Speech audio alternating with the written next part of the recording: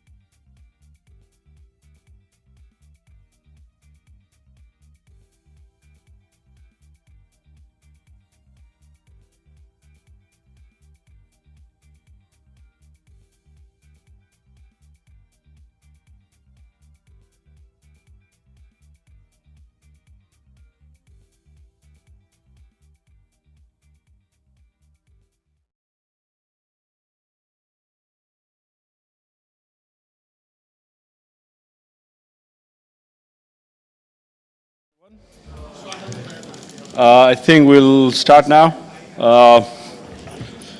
For those of you who arrived at 2, apologies. We did extend the start time to 2:30 because the policy SIG had some interesting discussion, and we also need to have some lunch. Bit late. We will try to compress this a little bit more and try to still finish on time. But in case we don't, then we'll probably have a shorter coffee break in the afternoon while we try to recover the time. Before I start introducing myself, I think I've introduced myself many times this week. I'm Gaurav Upadhyay. I'm the chair of the APNIC Executive Council. I'll let our fellow board members, EC members who are all here, introduce themselves from the left end. From Maj. Hi, this is Yoshinobu Matsuzaki, EC member. Hi, this is Benjamin Naibaho, EC member from Indonesia. Hi, good afternoon. Rajesh Charia, Executive Council member as well as the Secretary of the Council. Good afternoon, everyone. I am Yue Dongzhang from China.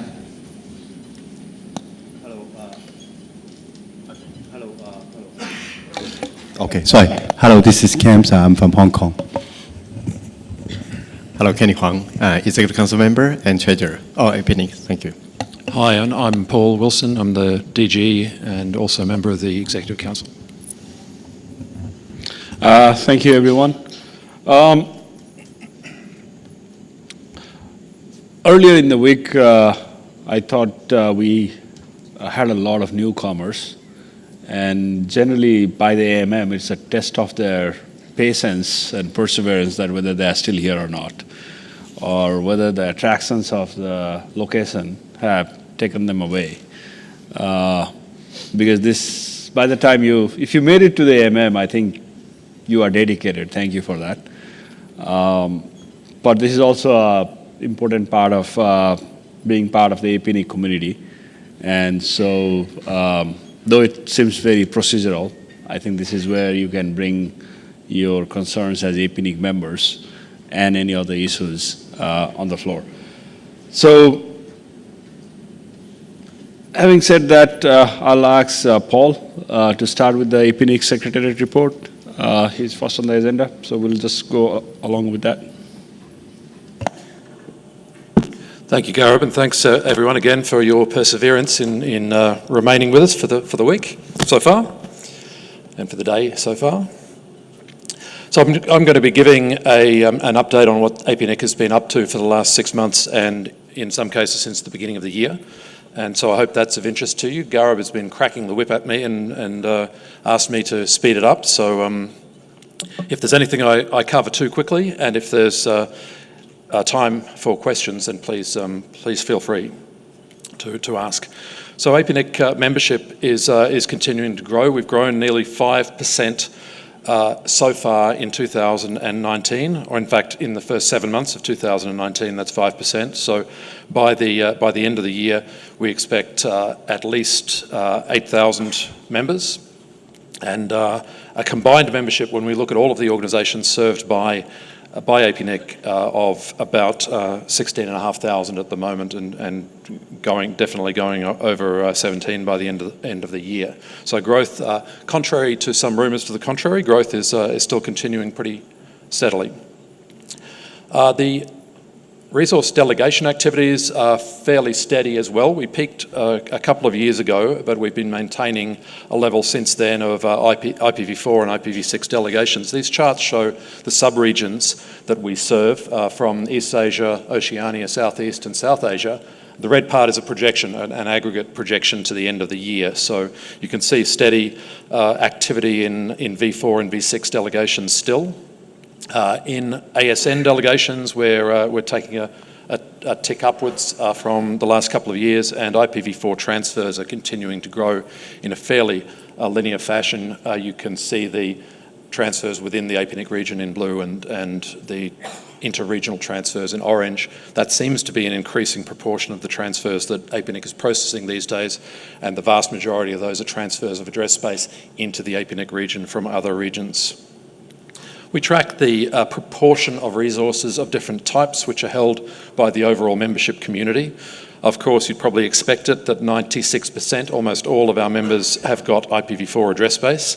What we're watching is the growth of IPv6 holding, and it's grown by several percent this year, so we're looking at something over 63% of our members holding IPv6 these days. There have been a few policy implementations this year. So an important one that has brought us quite a lot of work is the validation of abuse mailbox and other incident response team contacts and emails.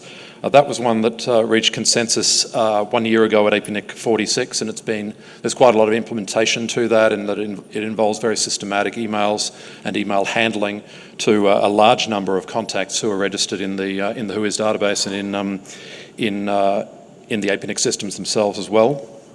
So that's implemented and is going to be an ongoing part of what we do, this constant validation.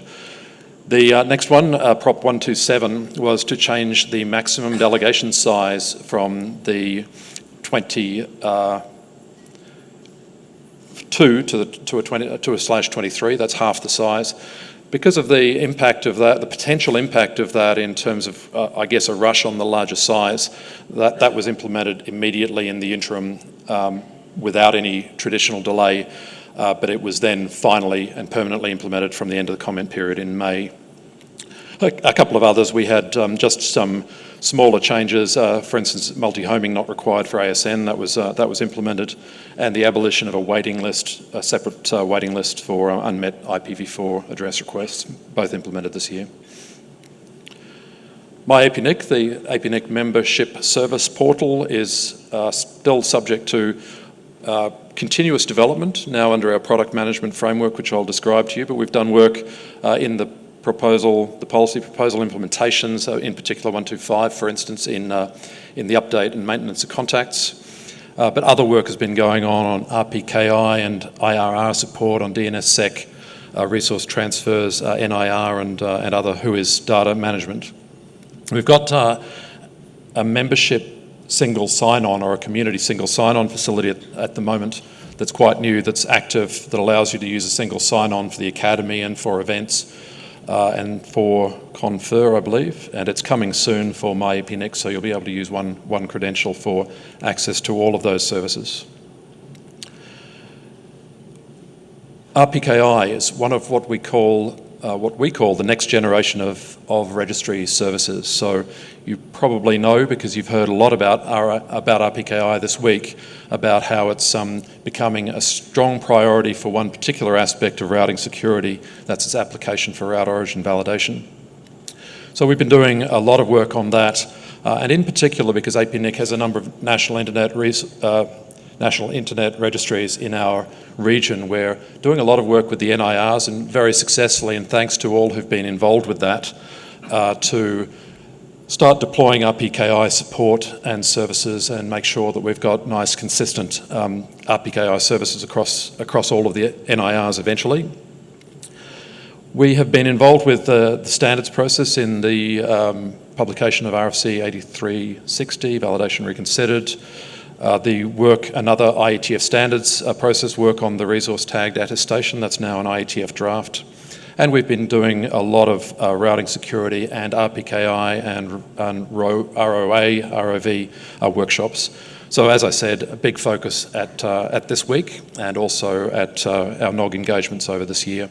And by the measures, our measurement of members with certificates and members with ROAs is growing fairly healthily. 16% now of our members have got ROAs registered, and that's something that we hope to continue growing. There's still plenty of work to do there, although that's good progress.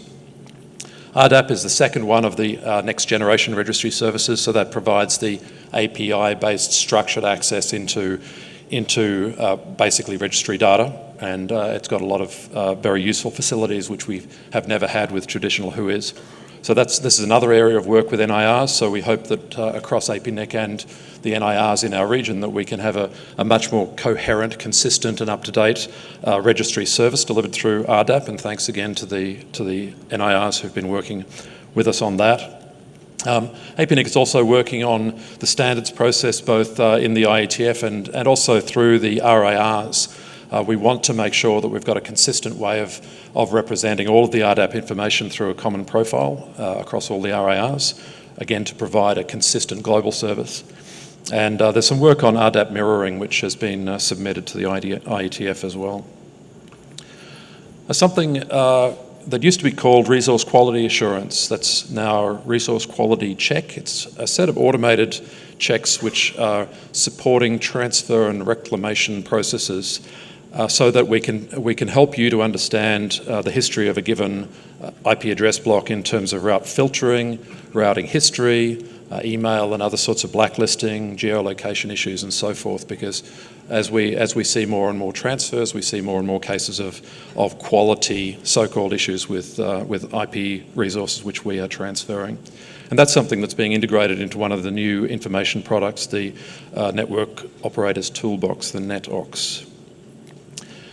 Something that came out of last year's APNIC survey was the idea that as members are challenged increasingly by a shortage of IPv4 address space, that 57% of respondents to our survey asked APNIC to support and be active in recovery of unused IPv4 addresses that might have been registered within our pools. And in fact, our accounts show that there's nearly 6/8 of address of IPv4 registered by APNIC, but having not appeared in the routing tables for quite some time.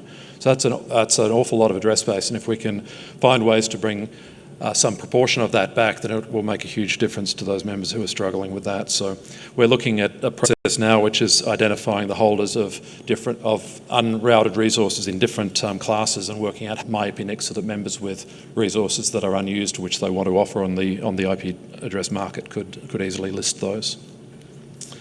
I mentioned information products before, so part of our product management framework at APNIC, which is coming up, is the information products team and the set of information products which are under development. There's something called DASH, which is the dashboard for AS Health, which is also authenticated under our single sign-on, but the point of that is to provide members, operators with useful information about the health of their resources. And one of those health measures or one of those health alerts that come through that system is the ability to see when your resources might be implicated in malicious traffic that's detected by honeynets or on honeypots. So if you are using that, then you can see alerts and see activity involving your own address space where it may be the source of traffic. Another one is NetOx, which is an implementation at APNIC of the RIPE NCC RIPEstat service. So we had a great staff exchange at APNIC to help us get that up and running. There's been what we call user interviews under the product management process here at APNIC for both of those. And so for many of you, you've already heard about these, and I hope have given us some useful advice and pointers as to where these services can be best directed for you. The last one is the Internet Directory, which is our sort of interactive access into IP resource allocation and related information, and there's a few new features of the Internet Directory. You can find this at stats.apnic.net, but we brought in the APNIC Labs IPv6 capability measurements. We're allowing comparisons between given economies, AS numbers, sub-regions and regions of the total region of APNIC in terms of these resource allocation activities. And the thing on the right is our AS visualization, which gives you an economy level illustration in V4 on the left, V6 on the right, of the AS interconnectivity in your economy.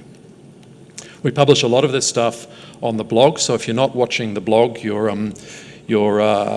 very much welcome to have a look at blog.apnic.net. It's getting a lot of views these days, maintaining about 50,000 views a year.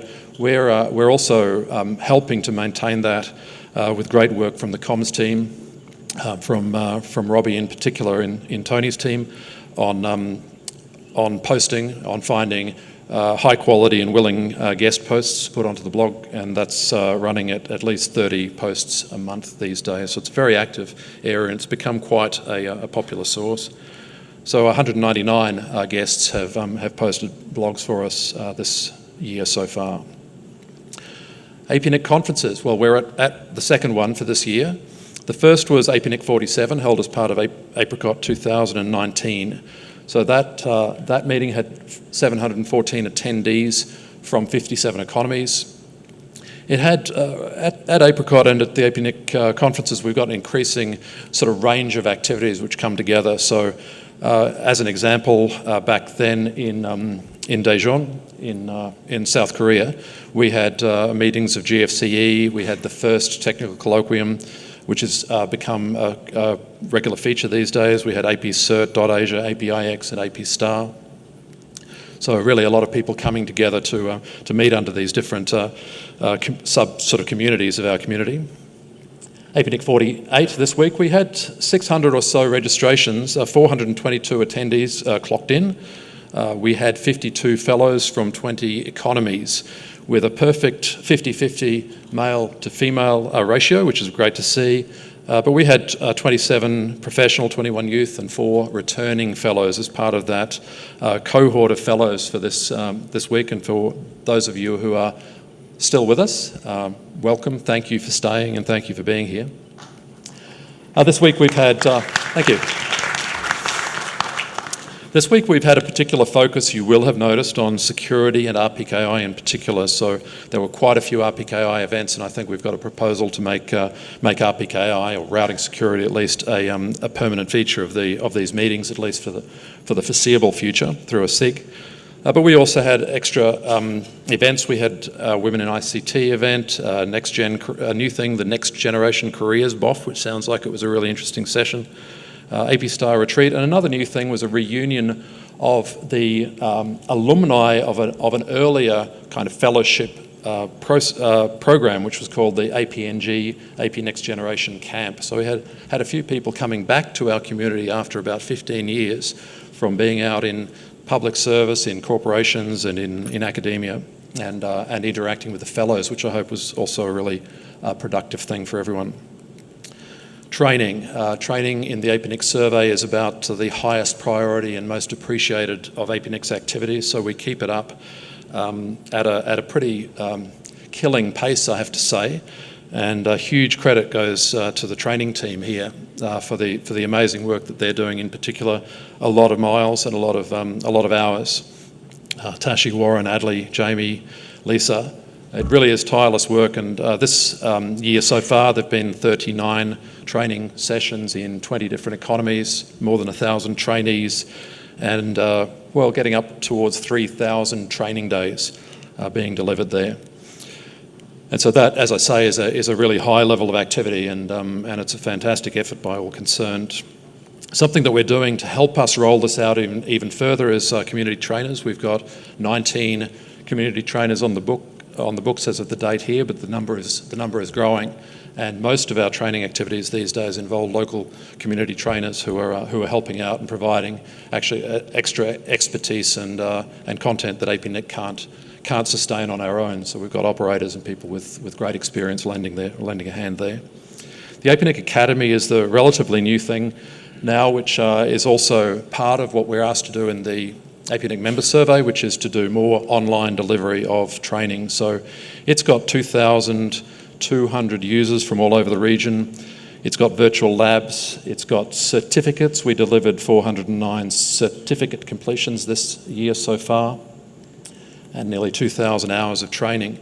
So there's something like 17 plus courses on the site now, and launched this week, again with thanks to the training team, Peter and Anush, and also the community trainers and others who helped. We've launched one new training course, the IPv6 Fundamentals course, which is 5 modules and several hours of training. But the other thing is support now for 8 languages, and so that language translation sort of system has been set up very efficiently and very well, but it still has required and used help from a lot of partners. So thanks to you, particularly NIR folks in some cases have helped us with that. Technical community more broadly. So we've participated in 16 different regional NOG meetings this year to date, all over the region, as you see with the dots on the map here. We've also been continuing to be involved with route server deployment where that's needed. So an F route in Fiji, a K route at Bhutan, IX. And we're doing more with the R&E community these days. So we're pretty active at APN47, 48, doing transits training with Géant. And that happened again this week. That's Train the Trainer training in security. Jamie is now a co-chair of the APAN Security Working Group, and we just continue to work with the R&E community through APAN and Géant and others on more and more training content and delivery. We're not forgetting about IPv6. IPv6 used to be at the top of the priority list for APNIC members in terms of what sort of training and assistance they needed. It's kind of second now to security, but it's still second. And so, of course, we're still working with the community on IPv6 deployment. I mean, we've had quite a number of training courses this year. We've got the new Academy course, a lot of blog posts, particularly around events like IPv6 Week. IPv6 deployment sessions at conferences. As I said before, our members are up to 63% of the membership having IPv6 resources, and the regional capability measured by APNIC Labs is now at 28.61%. So that's a huge amount of, across our region, that is a huge amount of IPv6 deployment. It's getting towards 1/3 of the users of our region having access to IPv6, so that's a huge achievement, and I know we'll get there eventually. We've got more work to do, but it's going in the right direction. So security is that topic that's now at the top of the list. So security is part of what our training folks are doing a lot these days. Jamie and Adley in particular, but supported by a lot of others at APNIC, doing face-to-face trainings, engaging with certs around the region, which has become more and more important. We've been working with Lao Cert and Cam Cert, AP Cert, the APISC annual cert workshop, Tonga and Pacific. Also workshops for law enforcement, so that and for the wider, what we call the justice sector, such as prosecutors. So we're trying to help people around the region who need to use and rely on the registry to understand better how that works and how to do that. Train the Trainer with transits training again. We now have the security track as a permanent feature of this meeting, and the HoneyNet is growing. As I mentioned, that data coming into the HoneyNet is being consumed by Dash and can help you to understand where your networks are sourcing honeypot traffic. In the space of governments and intergovernmental organisations, there's a few things to report this year. There was a regional, what's called Cyber Norms workshop, a sort of international cybersecurity law and diplomacy conference for ASEAN in June. We've got preparations starting this year for what's called the World Telecommunication Standardization Assembly, the WTSA, quite a mouthful, which is an important ITU event. So there's some ITU activities there, and also something called the GFCE, on which Clay is a member of the advisory board. That's all part of an internet governance, the world of internet governance, and that too has been an opportunity for APNIC to reach out to a different set of stakeholders around the community to help people understand what we do as a registry and what our community does and where we fit in. So the first national IGF event was held in Vanuatu this year. We were part of the Asia Pacific Regional IGF as usual. Thank you, Sonny. Someone's cracking the whip. We are active on the IGF MAG with a couple of members of the MAG and attending a meeting that was held earlier this year. APNIC Foundation. We have quite a number of activities being funded these days under the APNIC Foundation. The point of the foundation is to be able to extend APNIC's internet development activities without relying continually on member funds to do that. So in effect, it's a fundraising arm for APNIC, where we've done a lot of work in the Pacific over this period. You've probably heard about most of this, but it started last year and is most of it wrapping up this year. But there are quite a number of foundation activities with a total of some 2 million Australian dollars of funding signed to date. So that's been a really very successful start the first couple of years for the Foundation, and congratulations to Duncan and Sylvia for that. APNIC Labs, I think we know about the work that Jeff does. That continues. He's been around 18 times doing different presentations around the world so far this year. That's part of a global engagement effort, not just by Jeff, but others, including our technical and products team attending IETF and similar meetings. Our external engagements are running and being tracked very tightly these days under our ER system, 134 engagements so far this year. That's 134 events, more or less. We're collaborating with RIRs, we're doing staff exchanges with RIRs, we're working together on RPKI and RDAP. We have our product management framework really up and running this year. We're calling it Product Management 2.0 at APNIC, and part of that is we have now established 3 different product teams for registry, membership and information products, and you heard a fair bit about that if you attended the products and services session at this meeting the other day. And huge thanks to Anton's team for everything that they presented there, Andres, Sophia, GGM and others, because that product process is really taking off, and I really hope it's something that's starting to show itself to you as well.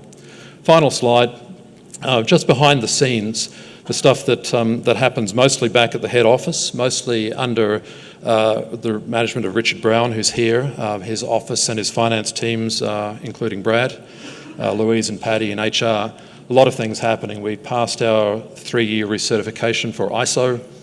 We're upgrading and installing new internal systems. We've got our own internal SSO, so all of this is coming together with a more secure access with second factor authentication. We've got an information architecture which has been designed, which will allow us to pull data out of all of these systems for better metrics and reporting. For those who need it, we're trialling Western Union for payment of APNIC fees in local currencies. And so if that's something that applies to you, then please let us know, because that's a new feature for you. And new staff onboarding processes, extending our workforce, particularly into the community trainer realm, and a lot more effort on online training, compliance and professional development. So cracking the whip didn't work that well for me this afternoon, but here we are. I didn't get times up, no. Okay, well, thanks everyone. As I said, any questions, happy to answer them, probably when time is available a bit later on. We'll have an open mic after this first series of 3 presentations, so probably take the questions then. Thank you. Thank you, Paul. Now I'll ask Kenny Huang, who is also our treasurer, to present the treasury report.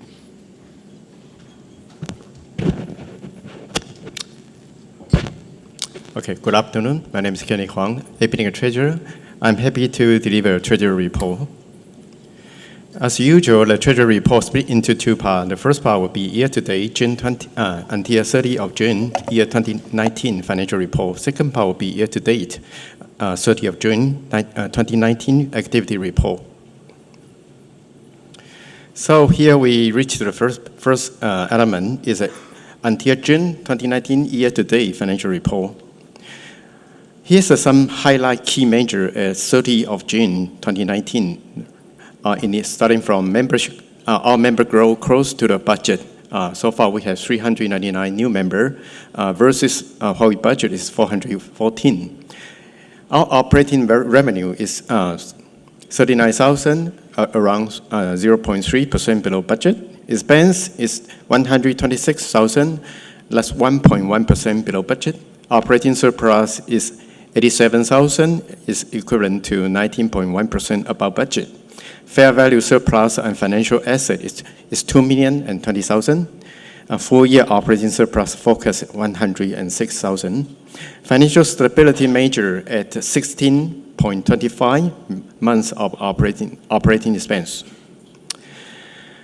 So our operating surplus year to date until end of June 2019 will be $2,559,000. The dollar here will be Australian dollar.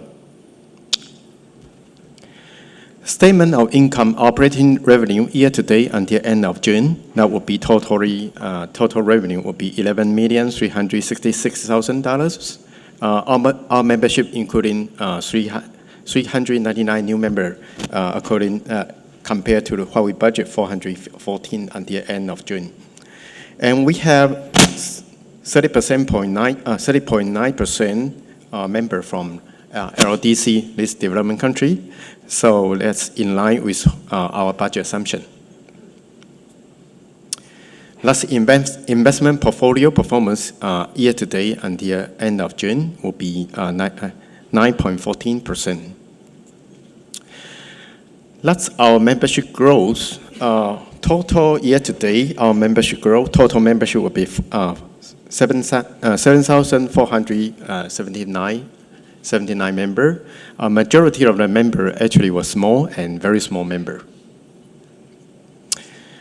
That's our membership growth based on different membership category. You can see the yellow color actually stands for very small member, and also brown color stands for small membership. So majority of our member based on either very small membership or small member. The membership movement by different economy, you can see there are significant amount member growth from BD, Bangladesh, and also quite a lot of members from Australia. Thank you for your participation and contribution. The membership closure year-to-date until end of June 2019, majority membership closure or volunteer member, which equivalent to 32%. And also some member without a payment is equivalent to 26%. And some of members, they have merge and acquisition, which considered to be 23%. Statement of income, our total expense until end of June year-to-date will be $10,847,000, and that's equivalent to 1% below the budget. Capital expenditure, because most of APNIC, especially information system, are gradually moving to cloud. So since we are most likely using cloud service, so there are no significant amount to invest on a capital expenditure. The total capital expenditure year-to-date will be $366,000. The statement of financial position, our total asset was $44,905,000. Total liability was $13,522,000. So our net asset will be $31,382,000. That's APNIC reserve. You can see majority of our reserve will be financial asset. That's an APNIC portfolio. And some of them are property, come from APNIC property asset, and some of them are cash. The financial stability measure, which year-to-date until 2019, will consider the number of months expense covered by the equity will be 16.25 months, which a little bit behind what we scheduled because we have a long-term financial capital reserve target will be 18 months. Covered by our equity, but we're still struggling between 16 months and 17 months. So we are working on that. Besides, we have a regular 4-year strategic plan. Also will reflect to this demand, whether we're going to readjust the financial capital reserve or we consider the other option. So second part will be until end of June, year-to-date activity report. Last year, 2019 activity report still split into two parts. The first part will be serving member. Second part will be a regional development and outreach. Third part will be global cooperation. The final one will be corporate. The activity report based on the strategic plan. As I mentioned, we have a regular strategic plan review. So probably the activity report will be a minor adjustment according to the updated strategic plan. So you can see from different category. The first category will be serving member, which contribute the most, the major APNIC expense. And the budget and actual expense year to date is very much consistent. You can see the detailed number. We have $5,396,000 was going to serving member. And so that's a total expense according to different category, different activity report. That's CAPEX similar because total year to date, our CAPEX was $366,000. And the majority still go to, the first one would be serving member, which consider $257,000. And the rest are the other category. So I'm happy to answer questions. And besides, if you want to see the more detailed financial report, you can go to apnic.net/transparency to download all the activity report and financial report. Thank you. Thank you, Kenny. As I said earlier, we'll take a collection of questions after I'm done with my presentation, which is next, the APNIC EC report.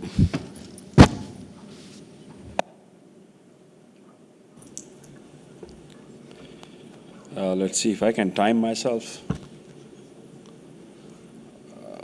15, 20? Yeah. Okay, so, wow, this feels very tall. The APNIC EC report. You can look at the stage here, or you can look at the slide. It's the same thing, same people. Very recent photos.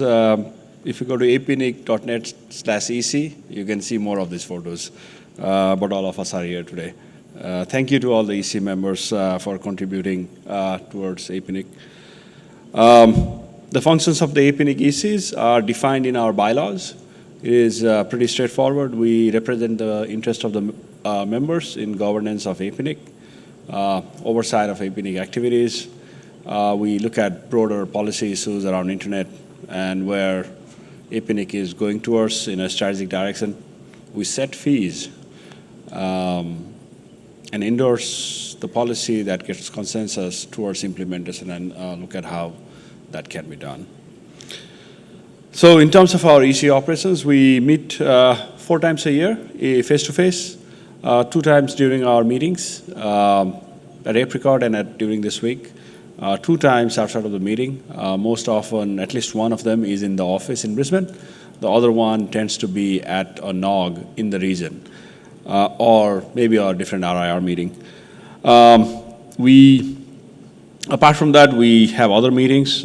We held a strategic planning retreat on our regular EC meeting in June in the Brisbane office to look at the next 4 years of strategic plans. This is a cycle.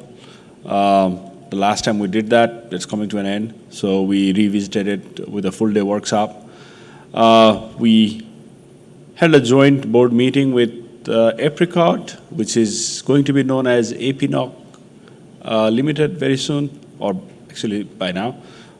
This week, we meet them regularly because Apricot is one of our closest, if not the closest partner in terms of our meetings and activities. We are going to have a joint board meeting with the RIP NCC Executive Board and the RIP Chair tomorrow. Welcome to the APNIC meeting to fellow RIP NCC board members and the RIP Chair. And then the next EC meeting will be during TWNIC, TWNIC Open Policy Meeting and TWNOG in December. During that meeting is when we'll actually pass the budget for the coming years as well as endorse the strategic plan to be published in January. All the minutes are at apnic.net/EC. Perfect attendance record so far, so this year. So we have talking about the strategic planning. Kenny touched on it earlier as well. This is a new 4-year cycle, 2020 to 2023 period. We've had some pretty extensive meetings. We had a facilitator. We spent a lot of time discussing about it, looked at the previous 4 years of strategic direction, and now that we have gone to a more product-oriented framework within the Secretariat, we looked at how it could be streamlined. So it is an ongoing task. We had a follow-up discussion this week, and we had inputs from all of the senior leadership team, basically our directors who report to Paul, as well as from all the staff during a staff conference. And it was facilitated, and it is, like we say, our policy process is bottoms up. We made all efforts to make sure our strategic plan and the strategic direction also goes through a bottoms up process. We will endorse the new strategic plan at the next EC meeting in December. And you'll start seeing, probably new terminology and new ways of reporting getting reflected at the next meeting in Melbourne. Finances, we just heard Kenny. We still are in a pretty good shape. The membership growth is in line with budget assumptions, but as Kenny showed, we are seeing the size of our members to be smaller and smaller. And that is because our membership size is tied to resource holdings, and obviously we are not able to give any more big blocks. So, the new members all tend to be very small members. We are still forecasting operating surplus because revenue continues to track above budget, expenses continue to track slightly below budget. We'll have a high-level discussion on our, forecast and budget in the review in December. But one of the things that if you noticed earlier in Kenny's report, while we are at operating surplus, our target of getting to the 18 months of operating expense as a reserve fund is getting tighter and tighter. I think we went down this year in terms of that reserve. So the other thing is we've been, I reported on this at the last meeting in Daejeon. We have been looking at improving our, election and systems, and in line with other RIRs and most of our industry or our community, we're looking at going fully electronic. So the EC has approved that we go fully electronic by the next meeting, and there is testing underway. And based on the success of the testing and making sure all the bugs are ironed out, we'll make those announcements by the end of the year. If you don't see an announcement, it probably means testing didn't work out, and we're going to postpone it a bit. So you'll see more of that coming in by the end of the year. Policy endorsement, Paul talked about it earlier. We reviewed and resolved to endorse these 3 policy proposals that had reached consensus earlier in the year in Daejeon, the Prop 127, 128, and 129. We basically changed the maximum delegation size further down from /22 to /23. So probably our members will get smaller, or revenue per members will continue to go down. We also eased the requirement for, needing an ASN. And then, because we can't really meet that list, so we abolished that list. Thank you, everyone, for the participation. And if this morning was anything to go by, I think next time we'll have to have a longer policy SIG discussion. And we thought that, policy SIG was going to die. So still pretty good participation. One of the things that came out of the 2018 APNIC survey was very strongly our members said, can you go and reclaim space that is not used? So we decided to look deeper into it, and we've asked the Secretariat to go see what can be done to maximize address space. There is no guarantee or no expectation that what we'll get out of it, but at least we think it is worthwhile to go and investigate the topic so that we can inform back the community what is feasible and what is not. So the Secretariat is undertaking that task as a, as a one-time exercise to go and review all of that. And as Paul noted earlier, we are going to take a position whereby we're going to say, you can return it to APNIC and we'll be happy to take it back. But if you don't want to return it to APNIC and are not using it, we have our friendly brokers, or the address market is there for you to, get some return out of it, because that still helps our member, because the address space is certainly available. Again, I gave all this report, but member feedback, you can always contact us directly or through the My APNIC interface. There is also a contact form, contact the EC form on the website, which can reach us directly. And we'll make all effort to get back to you. Thank you, and we will take the open mic questions now.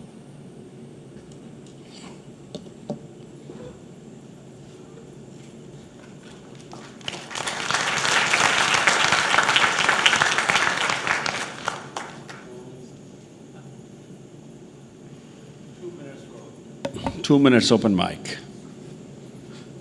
No questions? No comments? Zain Saab, so I think we'll take over here. Brajesh Jain here. First of all, I thank ASOAC to allow me to select me to NOMCOM of ICANN for 2 years. At ICANN, there is appreciation of good work on numbers by RIRs. So the ICANN says that they put most of their energy on other matters of like names and interaction with governments, privacy matters and other matters. So, but here, for example, Paul in his presentation also mentioned the focus has been on security in RPKI. Yes, they are very good, but I would sort of urge for APNIC as RIR, for which I can appreciate it, we should remain focused on numbers issues. For example, IPv6 implementation, because there seems to be some sort of tiring out that nothing is happening, so what can we do more we can do. But definitely something can be done, the thought process is there. Legacy IP addresses, I see that some work is being done by APNIC now, and all these issues. Yes, it is understood that very little or much cannot be done, but unless we keep on meeting and discussing, then definitely some solution will come out. So in the end, we should not lose focus on numbers issue. Thank you very much.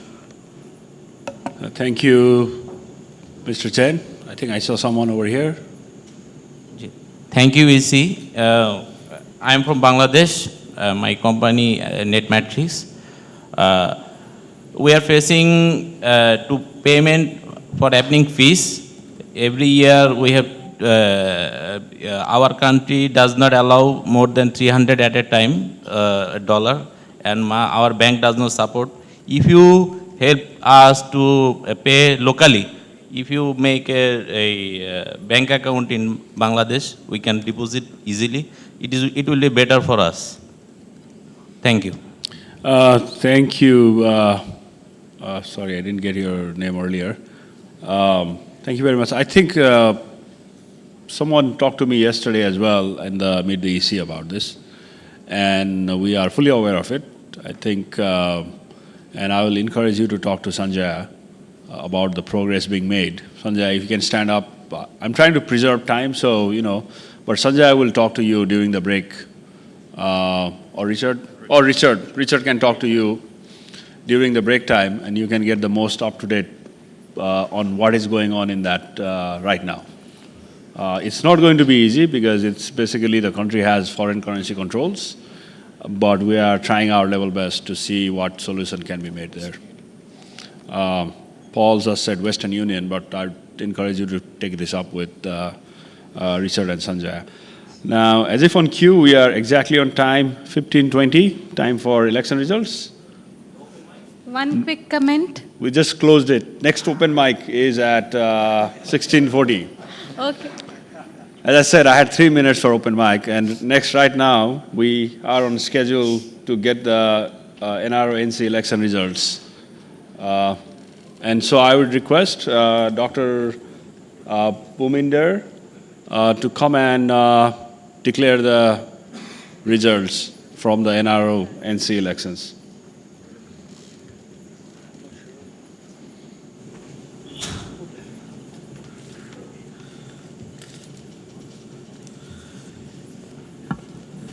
I'm happy to say the results are here with me. no dispute has been brought up. I would like to call one of the scrutineers, maybe Leslie or Marco, to make a comment on the vote count process before I announce the results.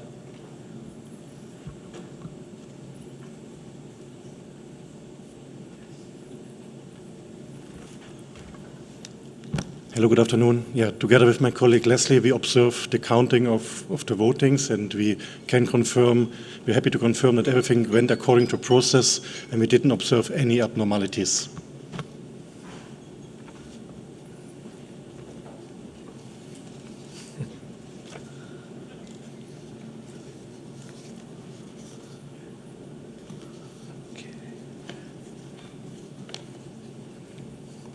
Okay.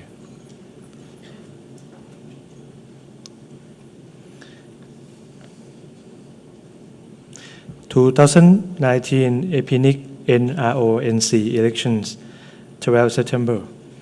Declarations of result. Total valid paper ballots, 178. Total invalid paper ballots, 0.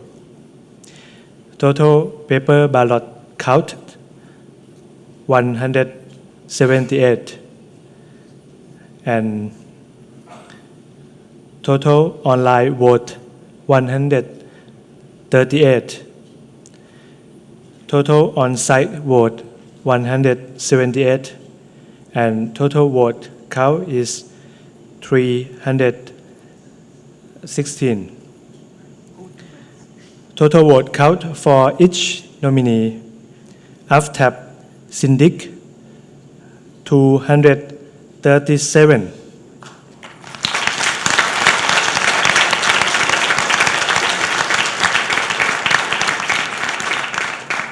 N. Sutta Puvanetwari, 55.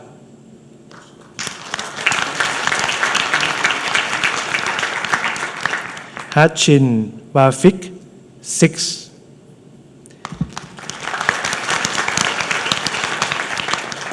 Mubasha Shasat, 5.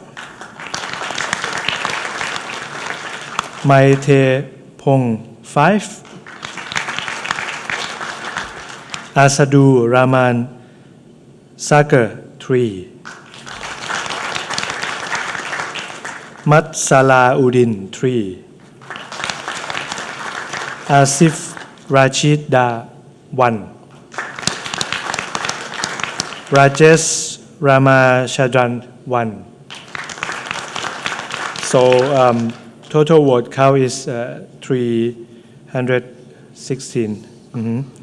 And the nominee who is successfully elected into the NRO number council is AFTAB Syndic.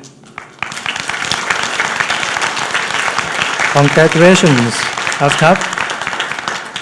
I will now hand the results to the chair of the APNIC EC, Gurab. Okay.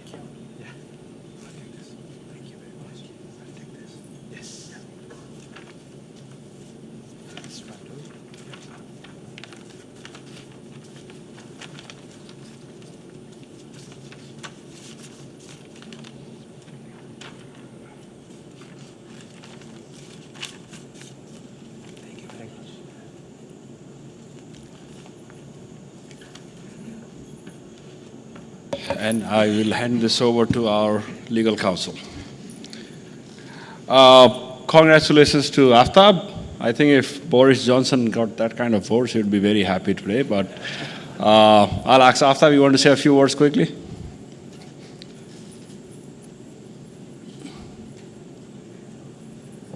Thank you, Chair. At least he has hairs, I don't have. So that's a big difference. But anyway, he has lost 10 consecutive votes. I haven't lost any. So thank you so much to the community for trusting me again.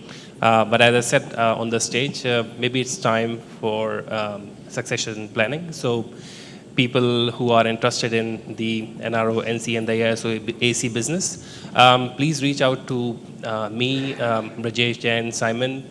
We are always here to help you out, but just understand NRO NC and ASO AC has a very specific business. Understand that business before you put up your name or represent this community. It's a very important role. You represent the whole community at a larger stage. It's a responsibility we all have to take very seriously. So again, once again, I would say thank you so much for trusting me with that role, and I hope I will never let you down. Thank you so much.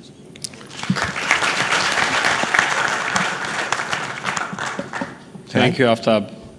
I will honor my predecessor, Akinori-san. My name is Akinori Maimura, JPNIC. Congratulations, Aftab, and then that's really great to have you again in ASO Others Council. And then I'd like to put some additional information. I am now serving in the ICANN board of directors, and then I have a lot of interaction with the ASO Others Council. Aftab Siddiqui has been fulfilling the ASO Others Council chair position for 2 years.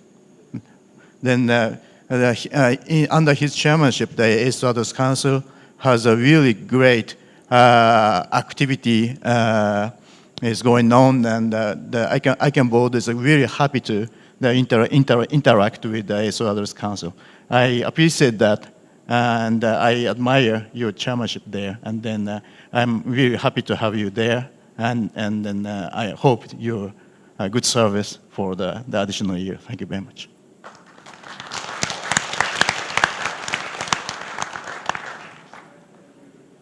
Thank you, Akinori-san. We move on, as we are still trying to catch up with some time. Next is report on the NRO EC, and Excel is going to do that.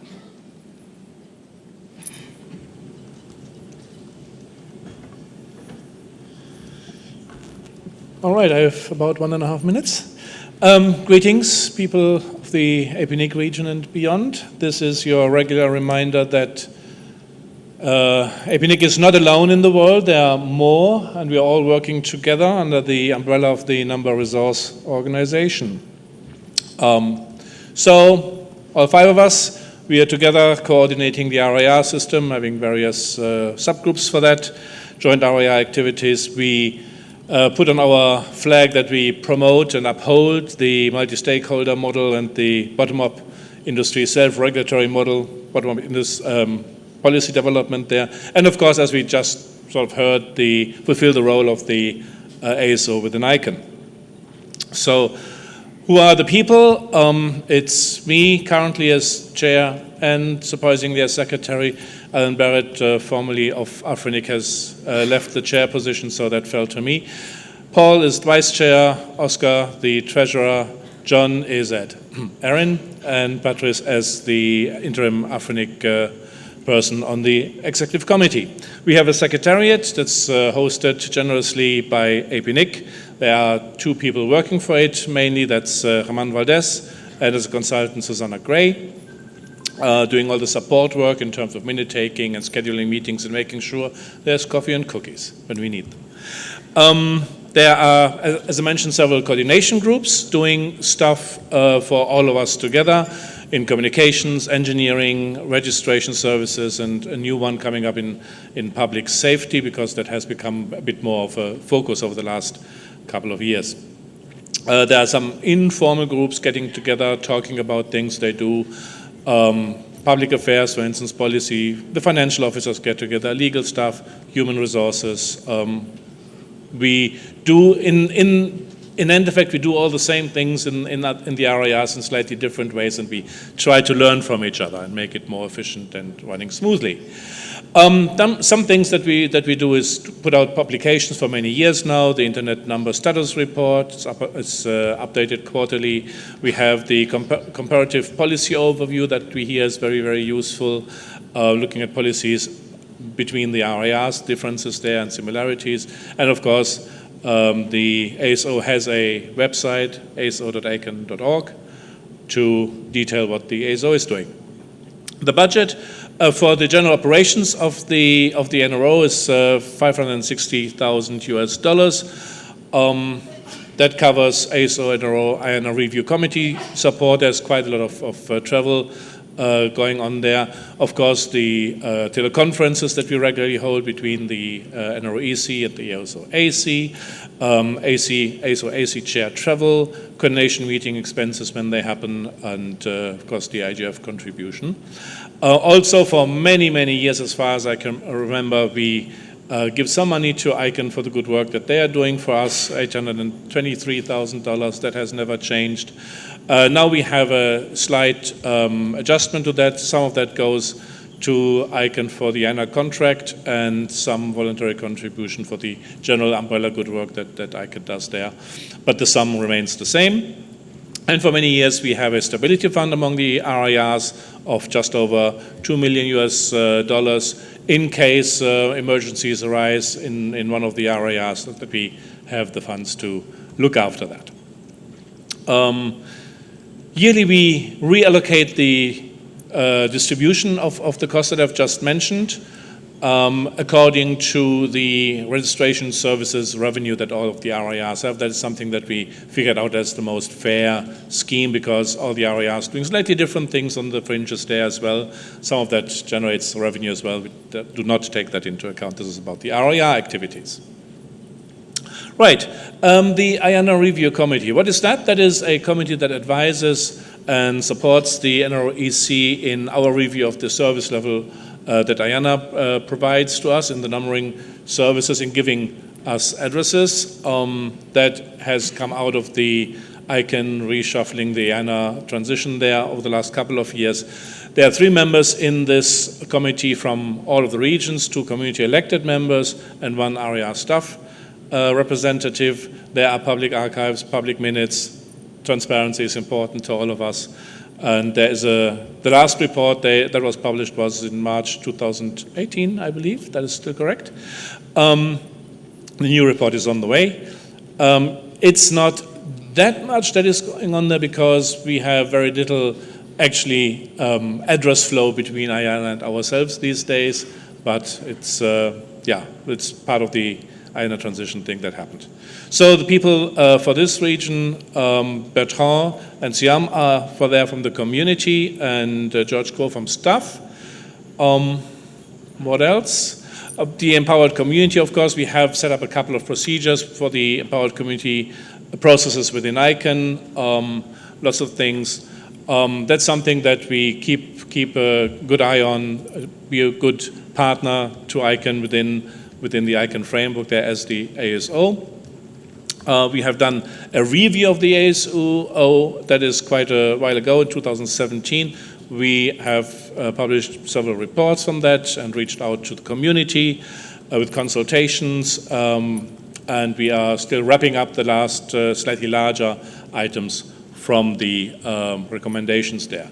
The RIRs together do some technical projects as well. Some highlights here: the emergency backup operations project is an ongoing thing for quite a while. The extended RIR Internet Number Status Report is out there and is being maintained. RDAP, as Paul has said a little bit earlier, is something that is a focus now as well. We are looking at what we call at home the registry quality, or registry of the quality of the registry under the IDHA, ET we call it, a project that we do together with ICANN. And of course, websites are pretty until they are not pretty anymore, and then they need rejiggling and remaking, and they are pretty again. So we've done that with the regularly, of course, also doing that to the NRO website and the ASO website too. Right, that's it. If you have any questions, I will gracefully accept coffees from you. Thank you. Thank you, Axel.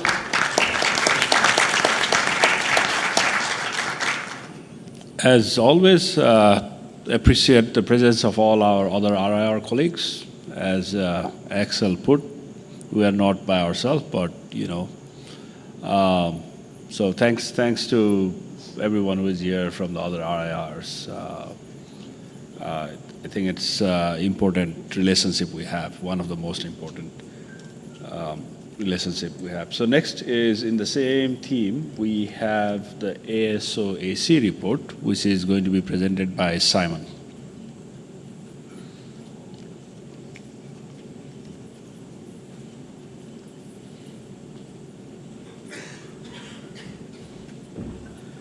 Thank you, Chair.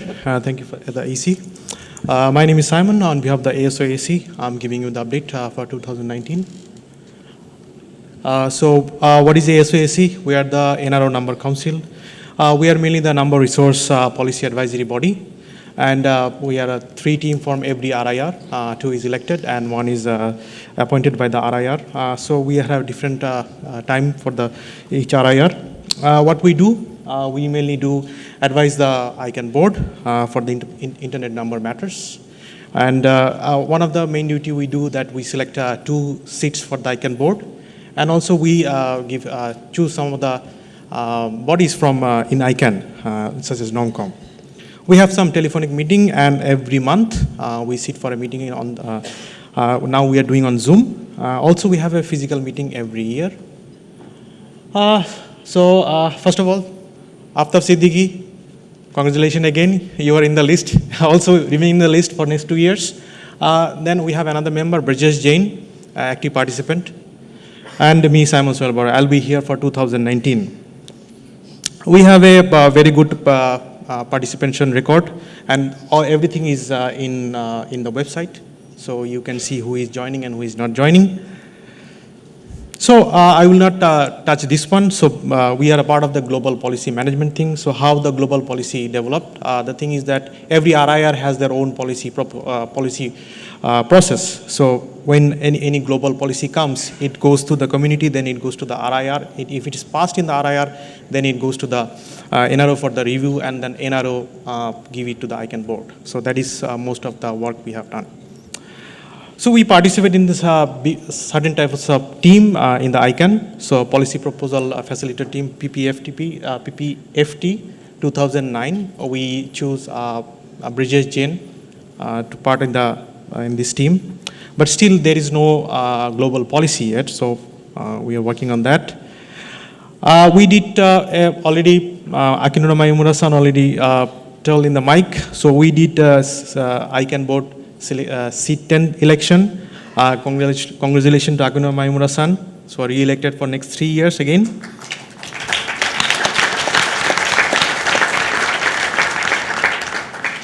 One of the tasks we did, so from ASOSC, one of the team participated in the NOMCOM, Brajesh Jain. He did a marvelous job for the seat 10 and the other NOMCOM activities for last 2 years. Thank you, Brajesh Jain. For 2020, we appoint Pankaj Chaturvedi. Please, sir, for 2024 to participate in the ICANN NOMCOM board. Thank you, and congratulations again. From ASO Review 2017, we have activated recommendation 18. So annual face-to-face meeting is open right now without some of the election kind of meeting is open. So face-to-face meeting we have done in ICANN 64 Kobe. So monthly audio conference call, we will be shortly open for everyone. And also we moved all our mailing list from ASO Court to ASO Discuss, and it is publicly archived. So you can see if you go to the link. All the slides I have shown here, we have all the links which are sharing. You can find all the ASO activities in this web. So also like we are revamping our web. Also, Paul already told that one. So we will be coming up with a new website very soon, which will be easily accessible. Thank you, everyone. I will not take question here because we are running out of time. Me, Aftab Siddiqui, and Brajesh Jain is here, so you can ask any question later on. Thank you. Thank you, Chair. Thank you, Simon. I think we are catching up on time, so we can now go for the coffee break. I would request everyone to try to come back by 4 o'clock so that we can be back on schedule. And if you want to bring your coffee or your snacks into the room, most welcome. Let's reconvene at 4 o'clock. Thank you.